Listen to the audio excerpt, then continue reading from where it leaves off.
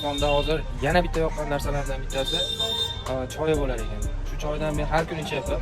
O'zimga juda yoqdi. Hozir buni mazasini sizlarga tasvirlab beraman hozir. Juda zo'r. Hey. Tik.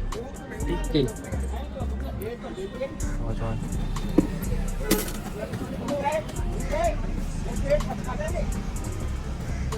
मरने के बाद अभी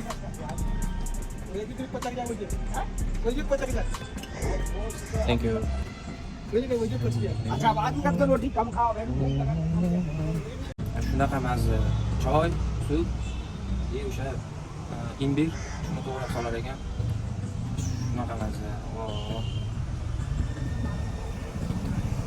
Ichganda tomoqlar achishib, xuddi bir narsani davolayap turgandek mazza. Mana choy.